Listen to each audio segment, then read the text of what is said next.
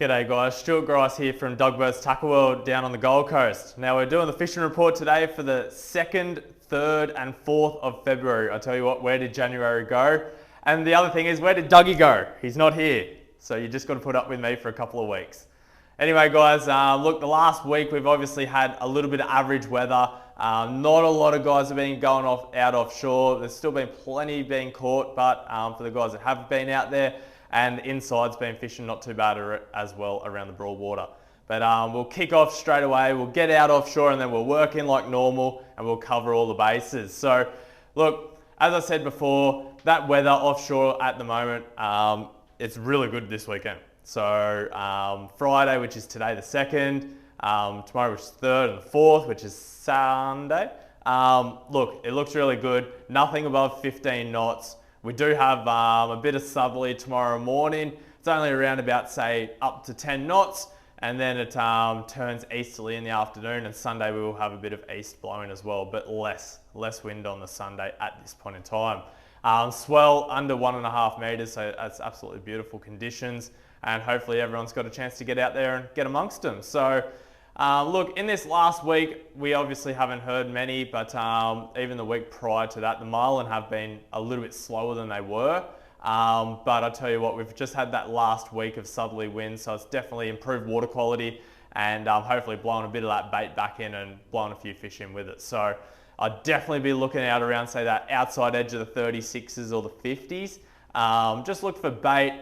You can either troll skirts or live bait those schools down deep, just with live as you jig up out there, and there's definitely a pretty good chance of catching some of those juvenile blacks that we get around here. So the average size has been a fair bit bigger as well. So we're talking an average of around about, say, 45 to 75 kilos. So definitely a lot better than those little 15, 20 kilo ones that we normally see close into the coastline.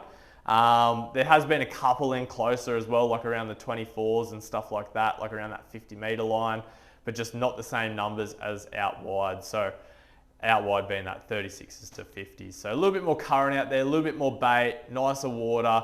It's all holding them out that little bit further at this point in time.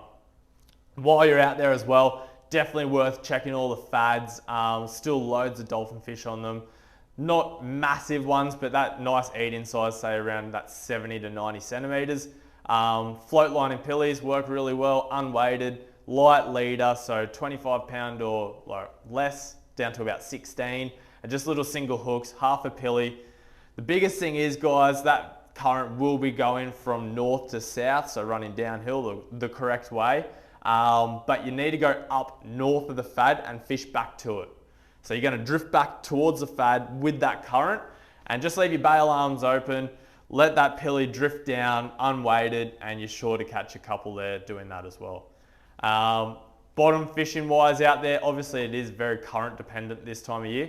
The last week or so we have seen a fair few kingies out on the 50s for guys that want to jig. So jig in metals, anywhere from about that 150 to 300 grams, things like that type of thing. Those Shimano ones are quite good, they come pre-rigged. Dog Design, they always work a treat as well. You do have to put hooks on them, but as do a lot of the higher quality Japanese jigs, you do have to put your own hooks on. But things like that, out around that northeast 50s, so you're working around, say, 80 to 90 meters of depth. Definitely been a few kingies up there. And the other thing to look for up there this time of year, if that current is still slow and you do want to do a bit of bottom fishing, is you still get snapper and pearlies up there. So smaller jigs, a little bit lighter, so 80 grams. The ball jigs work quite well as well, but that's just some Samaki rib cages there. They work an absolute treat, easy to use, good flutter being that wider profile, and you can definitely have a sound up around there and around all those fads as well. So those fads that are on that 36 fathom line, and even the ones out on the 50s, they're over the top of reef as well. So while you're dolphin fish fishing, have a little bit of a, or if you're trolling around, just keep on moseying around, keep on having a look. And if you see any action down on the bottom, definitely drop a jig or drop a bait down there and give that a shot as well. The other way that you can get those dolphin fish, if they are a little bit wary, is trolling bait. So we don't have a lot of customers that do it, but there are a few, and they're probably going to kill me for saying it. But Dougie done it the other week as well. He got a few dolphin fish out on that Fad 13, so Northeast 50s Fad, and he was just trolling with these little pilly rigs. So you just rig a pilly on that. We tie all these in store, gang the hooks in store, put the lead on, everything, go to woe. And these things work an absolute treat. A little bit of wire there. Doesn't seem to deter the fish when you're trolling a little bait on there. And they work an absolute treat for dollies as well. So yeah, definitely worth a bit of a shot. On the deep dropping scene, obviously because that weather has been a little bit average, I haven't heard of much at all, but keep an eye on the current. In the previous weeks before this one, there was still a few flame snapper, barcod and bass and stuff like that out of Point Lookout, and even down off Tweed as well, down around the canyons. But yeah, so we'll start moving in now. Obviously around the 24s, there's still been a few snapper caught. A few dewies as well around the 18 fathom line and around the blocks up off Stratty. So live baiting for them definitely works best. You will get them on metal jigs and plastics as well, but generally jig up some yakkers or slimies and put them back down on say a 10 ball and a couple of 10-0 hooks snelled, and you're bound to get one or two. So just have a sound around, find the bait and fish under the bait. Those dewies shouldn't be too far away. In a little bit closer, there's definitely still been mackerel around, but as you would all know, or hopefully know, or now you do know, we do have a mackerel closure on at the moment. So it's not all mackerel, it is just Spanish mackerel. So that started on the 1st, which was yesterday, 1st of February till the 21st. So it's the first 3 weeks, and then we've got about a week that we can fish for them, and then the 1st of March till the 21st of March is closed again. Why? I don't know. Something to ask fisheries. There's definitely not depleting stocks or anything like that, but we won't get into that at this point in time. But you can still catch spotties. So again, these little trolling rigs, these are what they kind of are designed to catch spotties, and they catch them by the hundreds. We sell heaps of them every single year. They are really, really good. Rig a small slimy, small yakka, pillies are fine, small gari on there. Use the nose cone. If you don't know what we're talking about, pop in store. We'll go through it with you, how to rig the bait on them. There is a little bit of a particular way. And yeah, other than that, you can definitely go down to palmy or mermaid. That's definitely where the most of the fish have been getting caught. And you can float line half pillies at anchor, so burley up. Hopefully that draws those fish in, and you can definitely float line half pillies. And we just use our flatty gear, so quite light, so up to 20-pound braid, 30-pound leader. Tie on these little rigs that we tie up in the shop again. So in our spare time, which we don't get much of, we're always rigging, always making stuff, but they're just little float line rigs. So single hook on those ones. These ones are just a double hook, a little bit of 20 to 30-pound wire to a little swivel. And we just tie that straight to our leader, and that just floats back. So throw it up current, leave the bail arm open, let it drift out the back. Hopefully it gets picked up on the way through. Spinning metals has been really, really effective down there as well. Definitely down at Palmy. So there's always those fish that kind of patrol around the edge of the reef and over the reef, but around that general vicinity, always look for birds, always look for other boats spinning and stuff like that out in the middle of nowhere, because 9 times out of 10, those spotties will pop up, and you'll be able to go over there and bag out really, really quickly if they're on. But little metals, those armors, they're one of my favorites. The Samaki Torpedo, another really good lure. Try to keep it under 35 grams just to keep that size down. So, because they are just eating those little white bait, little froggies and stuff like that. The other lure that's definitely worth a shot is the Samaki Flash. So these are a bit of a hybrid one. I think we might have showed you these last week. Half resin, half metal inside there. Nice heavy duty treble on there, ready to go out the packet. These things swim back, so they're not just like the standard metal, track straight and just wind like mad. I just medium wind them, couple pauses here and there, and they kind of wander back to you. So really good action. If they're not eating on the metals or on the float lining gear, give the Flash a bit of a shot. Still worth having a troll around. Obviously trolling, we predominantly do target Spanish, but you can definitely hone in on those spotties and stuff like that, or schoolies, and just troll those smaller lures. So just stuff around that, like around that 100 to 150 mil size, and just in gear, nice and slow, and they work a treat as well. Anyway, I think that's offshore, just about done. We'll head into the Broadwater now, or up the Pin, and we'll see what's happening up there. So we've got a high tide kind of mid to late morning at the moment. Definitely worth a shot up there. I'd be looking around, say, the mouth. Definitely spin metals and stuff like that if you see any bust ups. So there will be tailor coming through because there's always whitebait coming through on that run-in tide. If not, I'd be throwing little plastics and little vibes around those drop-offs and you're bound to catch a nice feed of flatties. Plastic-wise, vibe-wise, look, small paddle tails work great, little vibes work great, little ones that look pretty natural. So look, that little Xeric flat shad on the top, that's a nice little colour, fusilier, but it looks like a whitebait. And that one down on the bottom, that little fish trap, that's a silver herring. So, I mean, it's the colours, it's the right size, they're gonna work a treat, they do work a treat, we use them all the time. And just throw it into that drop off. Try to find a drop off with bait already on it. So maybe a hard ledge that bait gets pushed up against, like out the front of Duck Creek or something like that. And let it sink down and just work those couple of meters off the drop. Once you've done that, wind it up, do it again. Just drift, cover a bit of ground, and you're bound to catch a couple. Other than that, up there, the new lagoon and the old lagoon, still lots of whiting. So that's the lagoons on the northern end of South Stratty. Around Gold Bank as well, there's been whiting, end of Tank Bank, which is end of Karoo. So any of those big vast flats up there, the back end of Kalinga, there's been quite a few whiting. So I'd definitely try unweighted yabbies or lightly weighted worms. Like cured beach worms work a treat. We sell them here in the store. If not, you can always head over to the beach before you go up there and dig some of your own. Or yeah, peeled prawns work not too bad, not as good as like a yabby or a worm butt. So try that, little size 4 long shank hook, and just anchor up and fish back if you're fishing at like kind of medium depth, say around 1 metre to 1.5 metres. If not, get out the boat and just walk along the fringes on that run-in tide. So the decent or the bigger size whiting will always feed up into the shallow water, and they're there to forage. So once they're up in that shallow water, they've got one thing on their mind, and it's lunch. So hopefully you throw your yabby or your worm in front of them and they'll definitely eat it. So while you're up there, again, walking around, you can throw your little plastics, you'll catch flatties and brim and stuff like that doing that as well. Along that deeper water out the front of Kalinga and around the Pin Bar, there's been heaps of brim there for all the baitos, all the guys fishing with bait.